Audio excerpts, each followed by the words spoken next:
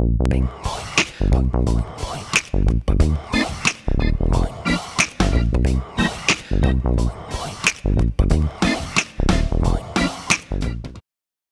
là, j'ai le plaisir de vous présenter le rosé de la Germollerie, donc rosé Préludise.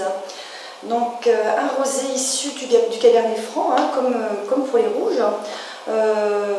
Production très confidentielle puisque cela représente seulement 4% du volume total.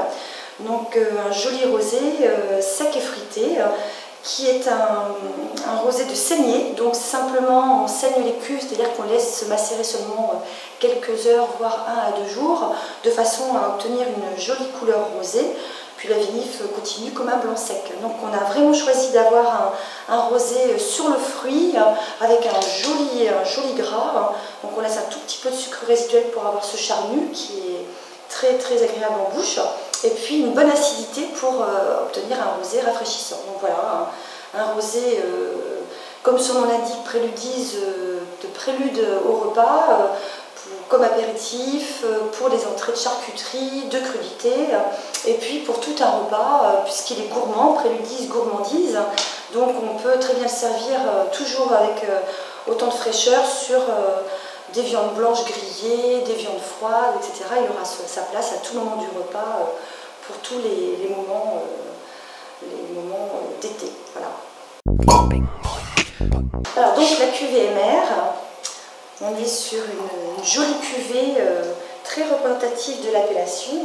Alors chez nous, cette première cuvée de rouge, on est sur, comme je disais tout à l'heure, sur un choix d'âge des vignes. Donc là, on est sur une sélection de vignes de moins de 40 ans, donc nos jeunes vignes chez nous, puisque nous sommes la 5e génération de viticulteurs.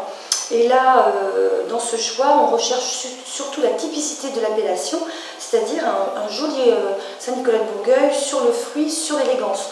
D'où le nom de la cuvée, l'élégante cuvée, MR. Alors MR, tout simplement pour avoir un petit clin d'œil aux 5 générations qui se sont succédées, puisque ces 2 lettres ont accompagné les viticulteurs qui ont bâti un peu le domaine pendant ces 5 générations.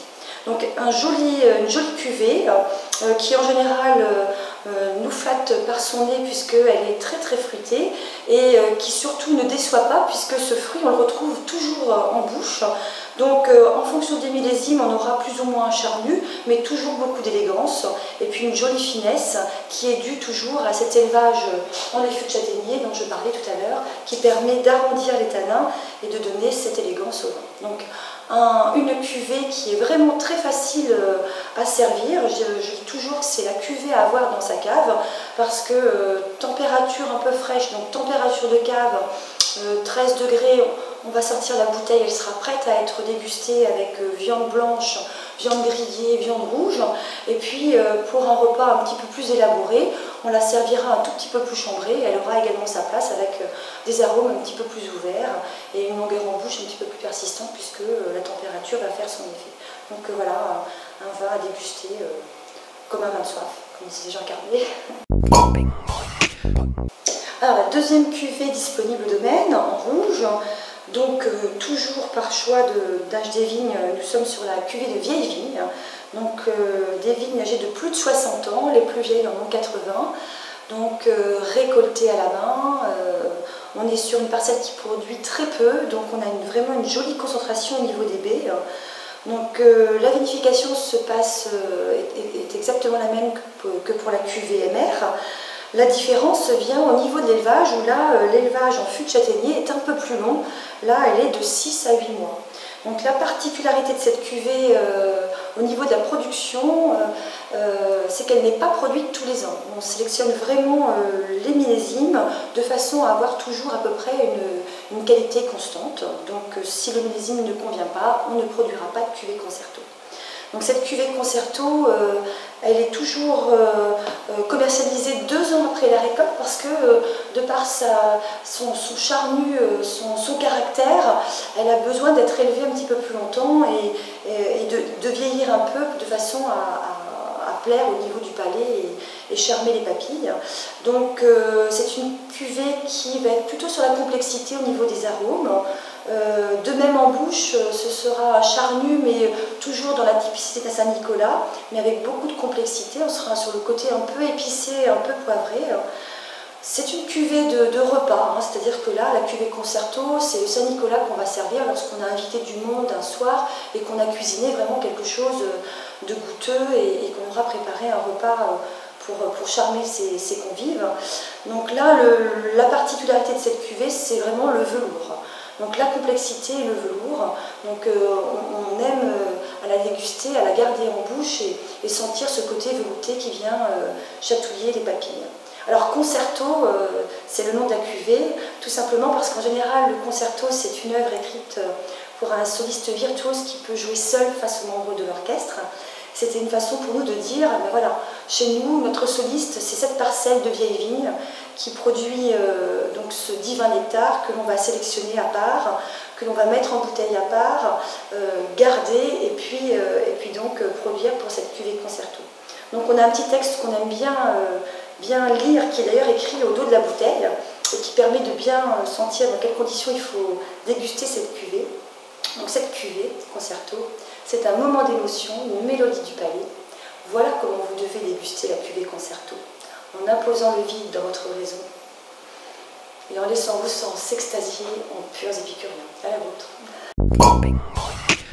Alors, dernière cuvée du domaine, la cuvée improvisation. Donc là, on va dire une petite improvisation du vigneron par rapport aux deux précédentes cuvées, puisque bien que la tradition du domaine depuis 5 générations était d'élever les vins rouges en fût de châtaignier, pour cette cuvée, on a choisi d'innover un petit peu et puis de tester un petit peu le passage, l'élevage en chêne par rapport à nos vins de Saint-Nicolas de Bourgueil. Alors, de façon à respecter un peu cette tradition, nous sommes partis d'une parcelle de vieille vigne, un peu comme la concerto, une parcelle de coteaux, et au moment de l'élevage, nous avons séparé le volume en deux. Une partie est élevée en châtaignier, ainsi on respecte un petit peu les 5 générations qui sont derrière nous, et puis une autre partie du volume est élevée en chêne. Lorsque l'élevage est terminé, à peu près 10 mois, nous réassemblons les deux volumes, et ainsi on apporte ce petit côté un petit peu vanillé qui est dû à l'élevage en chêne, mais on ne masque pas complètement les arômes de fruits rouges du cépage Cabernet Franc. Donc on a en tête un petit peu la griotte, donc c'est vraiment très agréable. Puis en second viennent des arômes vanillés et avec un petit côté cannelle qu'on retrouve bien en bouche. Et d'ailleurs cet élevage nous a un petit peu surpris dans le sens où on fait ainsi ressortir le côté sucrant du vin et ça donne une jolie douceur en bouche.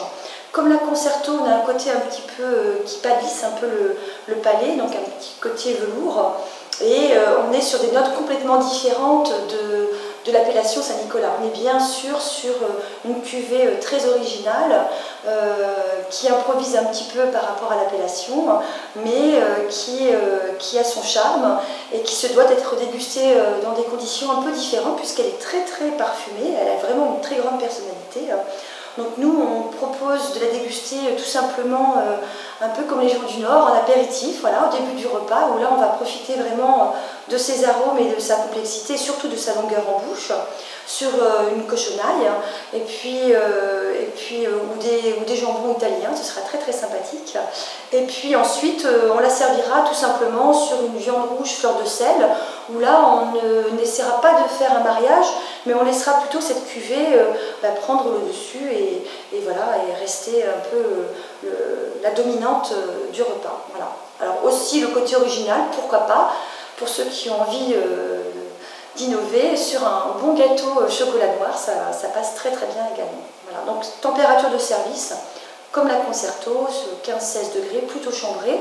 Et puis surtout vigilance, lorsqu'on est sur un nouveau millésime, si au nez le côté chêne nous semble un peu trop présent, il suffit simplement de décanter la bouteille, de la passer en carafe pour équilibrer à nouveau tous ces arômes. Et là, voilà, le jeu opère et on est à nouveau sur un joli équilibre et c'est très agréable en dégustation.